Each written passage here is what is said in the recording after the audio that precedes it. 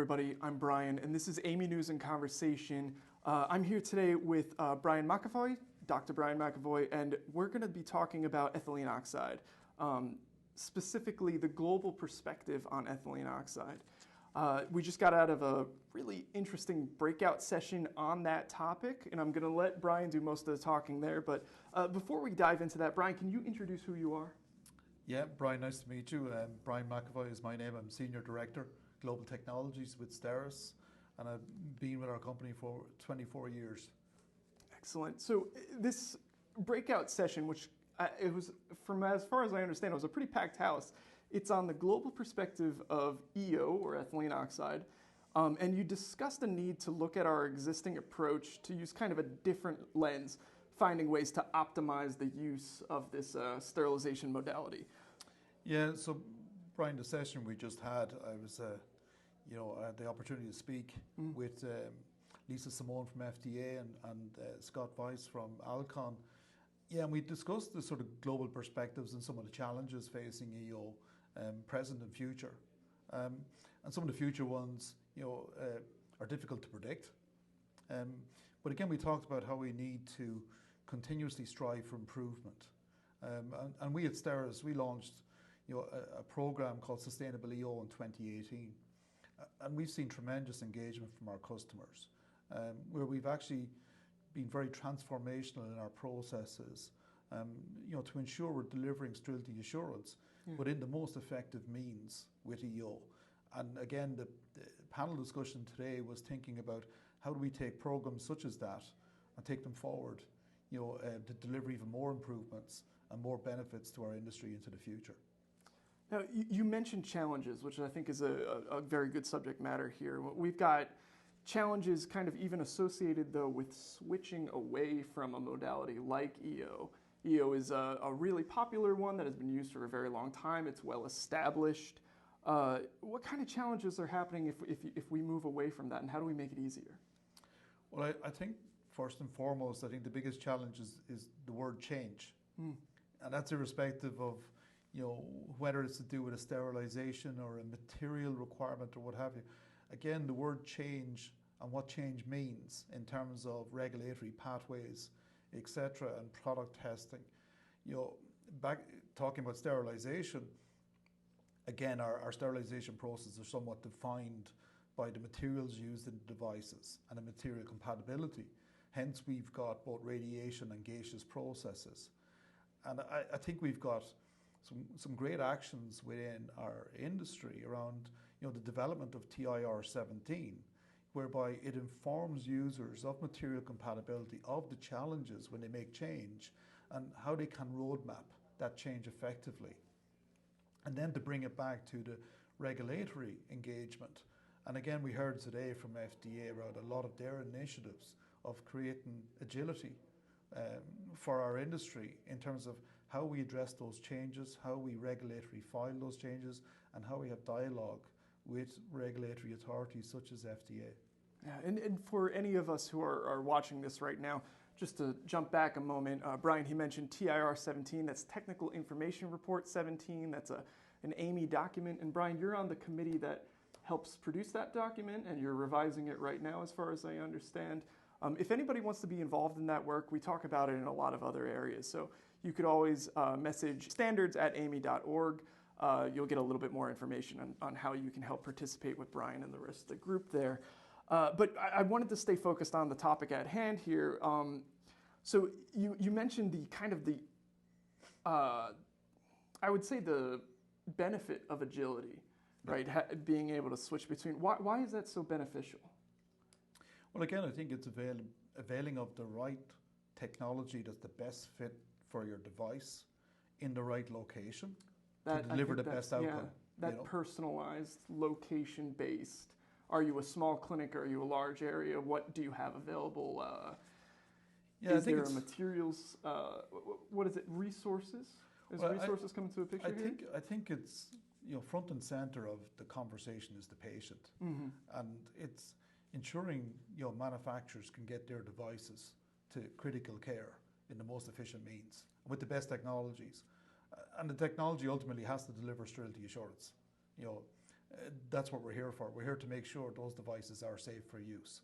So again, I think once all those things are kept in perspective, it helps us roadmap if there's a need for change, what that change in sterilization process needs to be, and how can it be managed effectively. Yeah. It's something else that I've heard a lot of people talking about is the kind of the establishment of vaporized hydrogen peroxide as an established category A sterilization modality. So if you are moving away from EO, that might be what you choose to move to. What's going on there? Why is this big news? Well, I think the document with the recategorization was released in January the 8th of this year by FDA. I think the last fulsome revision was 2016. Yeah. So this document isn't revised frequently, and it was quite a significant step.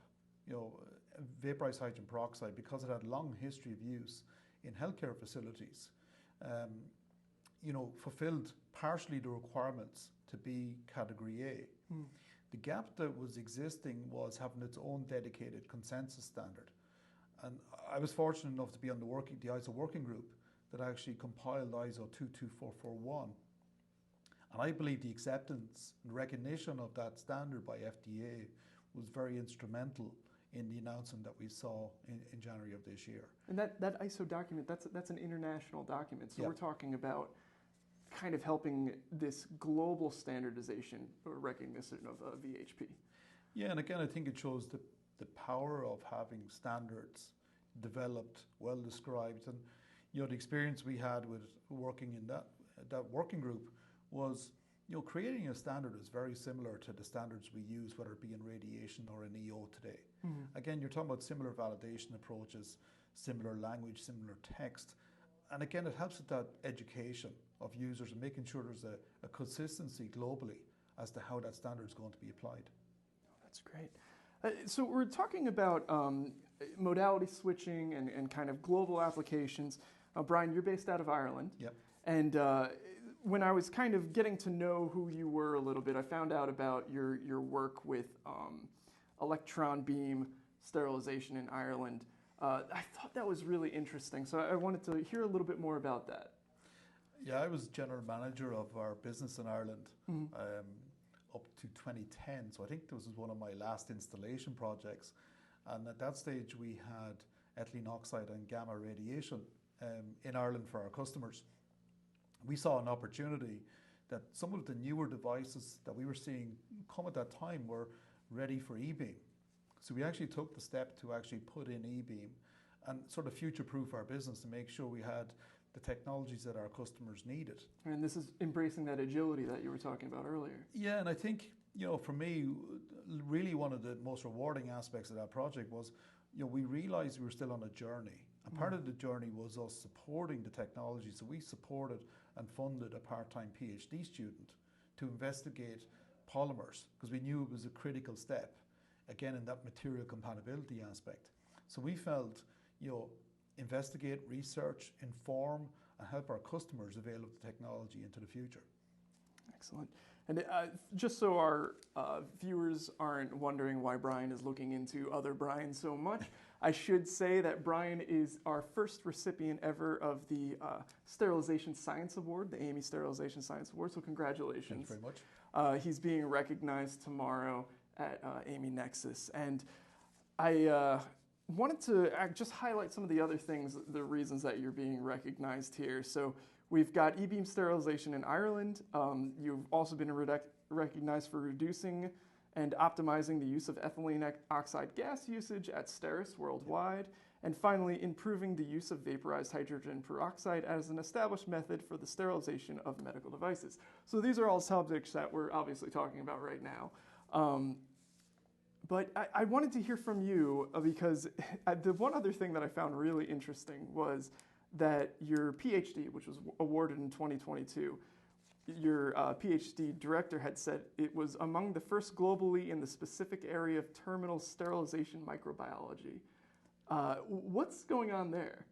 So I think the comment came from, I suppose my PhD was very applied and very focused. It was a part-time PhD. And, it goes back to my earlier comment, when we put in E-beam, we sponsored a PhD.